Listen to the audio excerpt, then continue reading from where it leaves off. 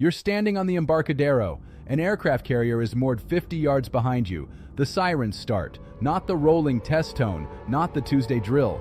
This one is continuous, flat, and something inside your chest already knows. You have approximately 3 minutes. Move. This is not a hypothetical. Pacific Command analysts have gamed it. Congressional Defense Staff have gamed it. Planners inside the People's Liberation Army Rocket Force have gamed it with far more resources than either. The Wall Street Journal reported in December 2025 that U.S. military experts assessed the DF-17 hypersonic system would be deployed against American military targets at the opening phase of a Taiwan conflict. I was watching those same assessments at the classified level years before they reached print. Their conclusions match everything I tracked on radar in northern Iraq and on THAAD fire control screens in the Negev. Naval Base San Diego is the largest naval station on the U.S. West Coast. Over 60 surface ships homeported there. Carriers, destroyers, amphibious assault vessels. By every military calculus that exists, it is a primary first strike target, not secondary, primary. And the city surrounding it? Collateral geometry. In this war game, Beijing has moved on Taiwan. The first operational requirement is to destroy Pacific Fleet response time before a single American ship can leave port. PLA submarines pre-positioned in the Eastern Pacific in the days prior have approached within strike range. The mobile DF-17 launchers are hot. The order comes through. This is not a question of if. This is the math finally running out. Here is what is inbound. The DF-17 is a solid-fueled, road-mobile ballistic missile mated to the DF-ZF hypersonic glide vehicle. Solid-fueled matters. In Erbil, I tracked older Iraqi and Iranian systems that needed hours of liquid propellant loading before launch. Hours that handed us a detection window, a targeting window, a decision window. The DF-17 has none of that. It sits fully armed on a transporter erector launcher. It receives an order. It fires in minutes. No countdown visible to satellites. No preparation plume. The booster burns. The DF-ZF separates at apogee. And then something the entire architecture of American missile defense was never designed to handle begins. It does not follow a ballistic arc. Every intercept system ever deployed, Patriot, THAAD, Aegis SM-3, those systems rest on a single mathematical assumption: the incoming object follows a predictable parabolic trajectory.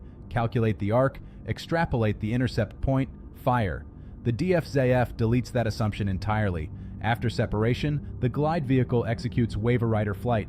Its wedge-shaped body generates aerodynamic lift by riding its own compressed shockwave. It skips along the atmospheric boundary, adjusting pitch and yaw, maneuvering in 3 dimensions at will.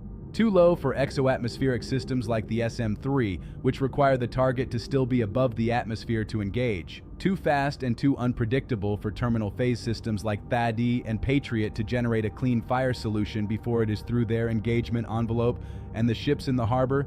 Their phalanx CIWS and RAM launchers are point defense systems engineered to kill subsonic cruise missiles and anti-ship drones at close range against a target traveling at Mach 5 or greater on a non-ballistic terminal approach below the radar horizon. Their engagement timelines collapse to fractions of a second, which is not an engagement timeline. It is a eulogy. Peak velocity, Mach 10. 3 kilometers every single second. Terminal approach, Mach 5 to Mach 7. At that speed, the plasma sheath generated around the glide vehicle degrades its own radar return. Ionized gas disrupts the tracking data interceptors require to lock on. The weapon is, in its terminal phase, partially self-obscuring. Travel time from a Pacific launch point to Naval Base San Diego, under 7 minutes. Radar detection window, accounting for the DF-ZF's low-altitude glide profile and active maneuvering, 3 to 4 minutes maximum. That is your entire early warning timeline.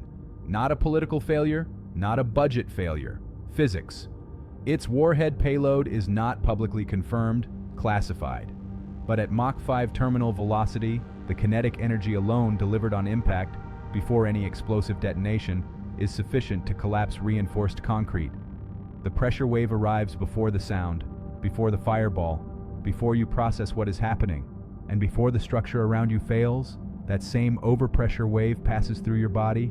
It ruptures alveolar tissue in your lungs, detonates your eardrums, and collapses sinus cavities at distances where you will feel no heat, see no fire, and have no warning at all. Now look at the city. San Diego's skyline is a product of FAA height restrictions. Buildings capped near 500 feet because of San Diego International Airport. The downtown core is compact, dense, and wrapped in glass curtain wall facades. One America Plaza. The Manchester Grand Hyatt towers along the waterfront. Modern high-rises from Harbor Drive east through the Gaslamp Quarter to East Village. Dozens of glass-sheathed structures within a few square miles of the base perimeter. A Mach 10 approach generates not one sonic boom. Multiple overlapping shockwaves arrive in sequence. The glass on every curtain wall building in downtown San Diego does not shatter. It disintegrates. Each pane becomes a projectile moving at hundreds of meters per second parallel to the street. The secondary casualty radius from glass fragmentation alone extends 3 to 4 city blocks in every direction. You do not need to be at ground zero. You need only to be inside a glass-clad building when those waves arrive. The Coronado Bridge. 2.1 miles of pre-stressed concrete and steel orthotropic box girder construction sitting on 30 concrete tower piers anchored into the bay floor. 200 feet of vertical clearance, built that height so carriers could transit to open ocean. The U.S. Navy opposed that bridge in 1935 for one reason. They calculated a collapsed span would trap the fleet inside the bay. A kinetic strike near the I-5 approach introduces structural loads no 1960s civil engineering was designed to absorb. The crossing fails. The ships are bottled. The resupply corridor to Naval Air Station North Island on Coronado is severed. The base is operationally isolated before the dust settles. Your air defense layer, the Aegis Sea-based Terminal Increment 3 upgrade, conducted a tracking simulation in March 2025. A simulation. The USS Pinckney tracked a representative hypersonic target vehicle and executed a simulated SM-6 engagement. The Glide Phase Interceptor, the system actually designed to kill an HGV in flight, has a projected delivery date of 2034. There is no operational, continuously deployed hypersonic defense system protecting the U.S. West Coast today. THAAD? In the June 2025 exchange with Iran, my former colleagues expended over 150 THAAD interceptors, approximately 25% of the entire funded U.S. inventory in a single conflict. Those batteries are not stationed in Southern California for homeland defense. NORAD's intercept architecture was built for ballistic re-entry vehicles on predictable arcs. It was not built for a weapon that maneuvers through its terminal phase at Mach 6 while generating its own radar interference. The city is not covered, except that now. Phase 1. The first 3 minutes. The moment that alert tone goes continuous. Assess position immediately. Embarcadero. Harbor Drive. Within half a mile of the base entrance. You are inside the primary overpressure and fragmentation zone. Move. Inside any glass facade building, do not shelter in place. Move away from exterior windows. Find the building's concrete core. Emergency stairwells, interior elevator shafts, reinforced concrete, get to it, get low. Underground beats everything, Gaslamp Quarter, East Village, commercial parking structures, level B2 or lower, 2 reinforced concrete slabs above your head minimum. That is your best case position.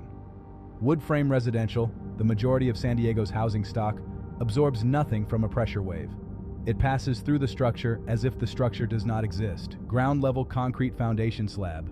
Interior load-bearing wall. Face down, hands over the back of your neck. Low is alive. Phase 2. After the strike. I-5 is not an evacuation route. Understand that completely before you take a single step.